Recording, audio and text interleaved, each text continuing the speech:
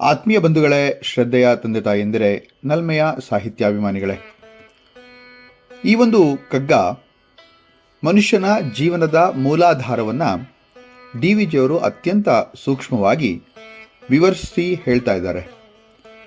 ನಾವು ತಿನ್ನುವ ಅನ್ನದಿಂದ ಹಿಡಿದು ನಾವು ಉಡುವ ಬಟ್ಟೆಯವರೆಗೆ ಎಲ್ಲವೂ ಕೂಡ ಈ ಭೂಮಿ ಮತ್ತು ಆಕಾಶದ ಅಂದರೆ ಪ್ರಕೃತಿ ಎಂಬಂತಹ ಮಹಾಶಕ್ತಿಗಳ ಒಂದು ಸಹಕಾರದಿಂದ ಹುಟ್ಟಿದ್ದೆ ಅಂಥೇಳಿ.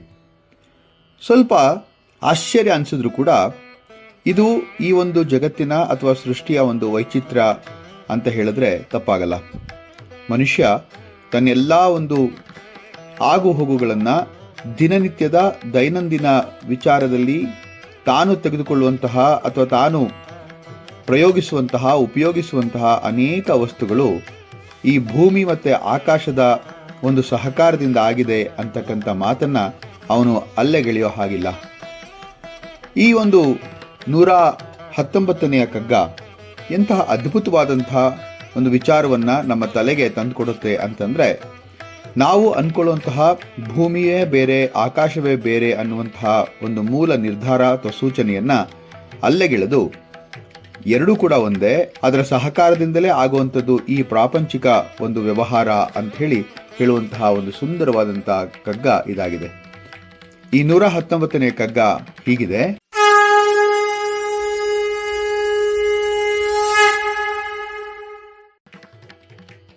ನಾವುಣ್ಣುವನ್ನಗಳು, ನಾವು ಕುಡಿಯುವುದಕಗಳು, ನಾವು ಸಿರುವೆಲರುಗಳು, ನಾವುಡುವ ವಸ್ತ್ರ, ಭೂವ್ಯೋಮಗಳ ಯಂತ್ರ ಸಂಘದುತ್ಪನ್ನಗಳು, ಜೀವವೆರಡರ ಶಿಶುವು ಮಂಕುತಿಮ್ಮ.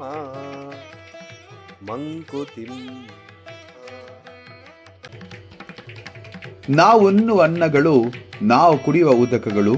ನೋಡಿ, ನಾವು ಉಣ್ಣುವಂತಹ ಅನ್ನಗಳು ಅಂದರೆ ನಾವು ತಿನ್ನುವಂತಹ ಅನ್ನ, ಫಲ, ತರಕಾರಿಗಳು ಹಾಗೂ ನಾವು ಕುಡಿಯುವಂತಹ ನೀರು, ಇದೆಲ್ಲವೂ ಕೂಡ ಪ್ರಕೃತಿಯ ಕೊಡುಗೆ. ಅದು ನಮಗೆ ಗೊತ್ತಿದೆ. ಧಾನ್ಯಗಳು ಭೂಮಿಯಲ್ಲಿ ಬೆಳೆಯುತ್ತವೆ, ಮಳೆಯಾಗಿ ಆಕಾಶದಿಂದ ನೀರು ಬರುತ್ತೆ, ಈ ಎರಡೂ ಸೇರಿ ಈ ಆಹಾರ ಸೃಷ್ಟಿಯಾಗತ್ತೆ. ಇಲ್ಲಿ ಗೊತ್ತಾಗತ್ತಲ್ವಾ ಭೂಮಿ ಮತ್ತು ಆಕಾಶದ ಒಂದು ಸಂಬಂಧ.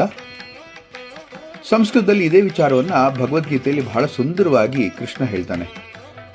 ಅನ್ನದ್ಭವಂತಿ ಭೂತಾನಿ ಪರ್ಜನ್ಯಾದ್ ಅನ್ನ ಸಂಭವ, ಯಜ್ಞಾದ್ ಭವತಿ ಪರ್ಜನ್ಯೋ ಯಜ್ಞ ಕರ್ಮ ಸಮುದ್ಭವ ಅಂತ. ಎಂಥ ಅದ್ಭುತವಾದಂಥ ಮಾತು ಅಂತಂದರೆ, ಜೀವಿಗಳು ಅನ್ನದಿಂದ ಜೀವಿಸುತ್ತವೆ, ಅನ್ನ ಮಳೆಯಿಂದ ಬರುತ್ತೆ. ಅಂದರೆ ಅರ್ಥ ಆಗಬೇಕಾದ್ದೇನಪ್ಪ ಅಂತಂದರೆ ಭೂಮಿ ಪ್ಲಸ್ ಮಳೆ = ಅನ್ನ ಅಂತ. ಎಂಥ ಅದ್ಭುತವಾದಂಥ ಮಾತು ನೋಡಿ. ಆಮೇಲೆ ನಾವು ಉಸಿರುವೆಲ್ಲರುಗಳು, ನಾವು ಉಡುವ ವಸ್ತ್ರ, ನಾವು ಉಸಿರಾಡುವಂತಹ ಗಾಳಿ ಮತ್ತು ಉಡುವಂತಹ ಬಟ್ಟೆಗಳು, ಇವೆಲ್ಲವೂ ಕೂಡ ಪ್ರಕೃತಿಯ ಕೊಡುಗೆ. ಇಲ್ಲಿ ಉಡುವ ಬಟ್ಟೆ ಅಂತಂದಾಗ ಹತ್ತಿ ನೋಡಿ ಭೂಮಿಯಲ್ಲಿ ಬೆಳೆಯುತ್ತೆ, ಮರ ಭೂಮಿಯಲ್ಲಿ ಬೆಳೆಯುತ್ತೆ, ರೇಷ್ಮೆ ಪ್ರಕೃತಿಯಿಂದ ಬರುತ್ತೆ. ಅಂದರೆ ಮಾನವ ನಾಗರಿಕತೆ ಎಷ್ಟೇ ಬೆಳೆಯಲಿ ಅದರ ಮೂಲ ಮಾತ್ರ ಈ ಪ್ರಕೃತಿಯಲ್ಲೇ. ನಾವು ಇದಕ್ಕೆ ಉಪನಿಷತ್ನಲ್ಲಿ ಒಂದು ಸುಂದರವಾದಂತಹ ವಾಕ್ಯ ಕೂಡ ಇದೆ. ಈಶಾ ವಾಸ್ಯಮಿದಂ ಸರ್ವಂ ಯತ್ಕಿಂಚಿತ್ ಜಗತ್ಯಾನ್ ಜಗತ್ ಅಂತ ಹೇಳಿ. ಈ ಜಗತ್ತಿನಲ್ಲಿರುವಂತಹ ಪ್ರತಿಯೊಂದು ವಸ್ತುವು ಕೂಡ ಈಶ್ವರನಿಂದ ಮತ್ತು ಪ್ರಕೃತಿಯಿಂದ ಆವೃತವಾಗಿದೆ ಅನ್ನುವಂತಹ ಅರ್ಥ. ಭೂವ್ಯೋಮಗಳ ಯಂತ್ರ ಸಂಘದುತ್ಪನ್ನಗಳು. ಇಲ್ಲಿ ಡಿ ವಿ ಜಿಯವರು ಒಂದು ಅದ್ಭುತವಾದಂತಹ ಚಿತ್ರಣವನ್ನೇ ನಮಗೆ ಕಟ್ಟಿಕೊಡ್ತಾರೆ.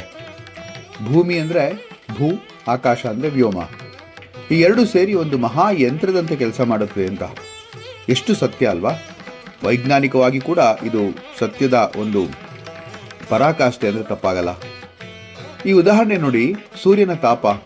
ಆ ಸೂರ್ಯನ ತಾಪದಿಂದ ಸಮುದ್ರದ ನೀರು ಆವಿಯಾಗುತ್ತೆ, ಅದು ಮೋಡವಾಗುತ್ತೆ, ಮಳೆಯಾಗಿ ಕೆಳಗೆ ಬೀಳುತ್ತೆ, ಭೂಮಿಯಲ್ಲಿ ಆ ಮಳೆಯಿಂದ ಬೆಳೆ ಬೆಳೆಯುತ್ತೆ. ಇದು ಒಂದು ಪ್ರಕೃತಿಯ ಯಂತ್ರ ಅಲ್ವಾ? ನ್ಯಾಚುರಲ್ ಸಿಸ್ಟಮ್ ಆಫ್ ನೇಚರ್ ಅಂತೀವಲ್ಲ. ಸಂಸ್ಕೃತದಲ್ಲಿ ಅದನ್ನು ಹೀಗೆ ಕೂಡ ಹೇಳ್ತಾರೆ. ಪೃಥ್ವಿ ಆಪಃ ತೇಜೋ ವಾಯು ಆಕಾಶ, ಇದು ಪಂಚಭೂತಗಳು ಅಂತ ಹೇಳ್ಬೋದು. ಈ ಪಂಚಭೂತಗಳ ಸಹಕಾರದಿಂದಲೇ ಸೃಷ್ಟಿ ನಡೀತಾ ಹೋಗುತ್ತೆ. ಇನ್ನು ಕೊನೆಯ ಎಪಿಗ್ರಾಮ್ಯಾಟಿಕ್ ಸೆಂಟೆನ್ಸ್, ಜೀವವೆರಡರ ಶಿಶುವು. ಇಡೀ ಕಗ್ಗದ ಒಂದು ವಾಸ್ತವವನ್ನು ಅಥವಾ ಇಡೀ ಕಗ್ಗದ ಒಂದು ಸಾರಾಂಶವನ್ನು ಒಂದೇ ಒಂದು ಲೈನಲ್ಲಿ ಅಥವಾ ಒಂದೇ ಒಂದು ಪಂಕ್ತಿಯಲ್ಲಿ ಅದನ್ನು ಹೇಳುವಂಥದ್ದು ಡಿ ವಿ ಜಿಯವರ ಒಂದು ಹೆಗ್ಗಳಿಕೆ ಅಂದರೆ ತಪ್ಪಾಗಲ್ಲ. ಅತ್ಯಂತ ಸುಂದರವಾದಂತಹ, ಅತ್ಯಂತ ಸಾರಭರಿತವಾದಂತಹ ಸಾಲಿದು. ಜೀವವೆರಡರ ಶಿಶುವು. ಜೀವ ಇವೆರಡರ ಶಿಶುವು ಅಂತ. ಯಾವೆರಡು? ಭೂಮಿ ಮತ್ತು ಆಕಾಶ. ಮಾನವನು ಭೂಮಿ ಮತ್ತು ಆಕಾಶ ಎಂಬಂತಹ ಎರಡು ಶಕ್ತಿಗಳ ಮಗು. ಭೂಮಿ ದೇಹವನ್ನು ಕೊಡುತ್ತೆ, ಆಕಾಶ ಅಂದರೆ ಸೂರ್ಯ ಅಥವಾ ಗಾಳಿ ಪ್ರಾಣಶಕ್ತಿಯನ್ನು ಕೊಡುತ್ತವೆ. ಆದ್ದರಿಂದ ಮಾನವ ಪ್ರಕೃತಿಯ ಶಿಶು ಅಂದರೆ ತಪ್ಪಾಗಲ್ಲ. ಉಪನಿಷತ್ತಿನಲ್ಲಿ ಇದೇ ಭಾವನೆಯನ್ನು ತಂದುಕೊಡುವಂತಹ ಅನೇಕ ಸಾಲುಗಳಿದೆ. ಮಾತಾ ಭೂಮಿ ಪುತ್ರೋಹಂ ಪೃಥಿವ್ಯಾಹ ಅಂತ ಹೇಳುವಂತಹ ಮಾತು ಕೂಡ ಇದೇ ಅರ್ಥ ತಂದುಕೊಡುತ್ತಲ್ವಾ. ಭೂಮಿ ತಾಯಿ, ನಾನು ಅವಳ ಮಗ ಅಂತ ಹೇಳುವಂಥದ್ದು. ಈಗ ಒಬ್ಬ ರೈತನನ್ನು ನೋಡೋಣ. ಅವನೇನು ಮಾಡ್ತಾನೆ? ಒಂದು ಬೀಜವನ್ನು ಬಿತ್ತಾನೆ. ಆದರೆ ಬೆಳೆ ಬೆಳೆಯಲು ಬೇಕಾದದ್ದು ಮಳೆ, ಸೂರ್ಯ, ಗಾಳಿ ಮತ್ತು ಮಣ್ಣು. ಇವೆಲ್ಲವೂ ಕೂಡ ಪ್ರಕೃತಿಯ ಕೊಡುಗೆ ಅಲ್ವಾ. ಆದ್ದರಿಂದ ರೈತ ಹೇಳ್ತಾನೆ, ಅಮ್ಮ ನಾನು ಬೀಜ ಬಿತ್ತಿದ್ದೇನೆ, ಆದರೆ ಬೆಳೆ ಬೆಳೆಸಿದ್ದು ಮಾತ್ರ ಆ ದೇವರು ಅಂತ. ದೇವರು ಯಾರು? ಆಕಾಶ, ಗಾಳಿ ಮತ್ತು ಮಳೆ, ಹಾಗೆ ಭೂಮಿ. ಈಗ ಈ ಒಂದು ಸುಂದರವಾದಂತಹ ಕಗ್ಗದ ಸಂದೇಶ ನಮಗೇನು ಹೇಳುತ್ತೆ ಅಂತಂದರೆ, ಮಹತ್ವದ 3 ಪಾಠಗಳನ್ನು ಹೇಳ್ಕೊಡ್ತಾರೆ ಡಿ ವಿ ಜಿಯವರು ಇಲ್ಲಿ ಅಂತ ಅನ್ಸುತ್ತೆ ನನಗೆ. ಪ್ರಕೃತಿಯ ಮೇಲೆ ನಮ್ಮ ಅವಲಂಬನೆ, ಇದನ್ನು ಬಿಟ್ಟು ನಾವು ಇರೋಕ್ಕಾಗದೇ ಇಲ್ಲ. ಮಾನವ ಸ್ವತಂತ್ರ ಅಲ್ವೇ ಅಲ್ಲ. ಪ್ರಕೃತಿಯ ಮೇಲೆ ಅವನ ಅವಲಂಬನೆ ಅತಿ ದೀರ್ಘವಾದದ್ದು ಮತ್ತು ಅತಿ ಅಗಾಧವಾದದ್ದು ಅಂದರೆ ತಪ್ಪಾಗಲ್ಲ. ಅಹಂಕಾರ ಬೇಡ. ನಾವು ಎಲ್ಲವನ್ನ ನಾವೇ ನಿರ್ಮಿಸಿದ್ದೇವೆ, ನಮ್ಮಿಂದಲೇ ಎಲ್ಲ ಅನ್ನುವಂತಹ ಅಹಂಕಾರ ಅದು ಬೇಡ, ಅದು ತಪ್ಪು ಅಂತ ಅನಿಸುತ್ತೆ. ಪ್ರಕೃತಿ ಸಂರಕ್ಷಣೆ ಅತ್ಯಗತ್ಯವಾದಂಥ ವಿಚಾರ.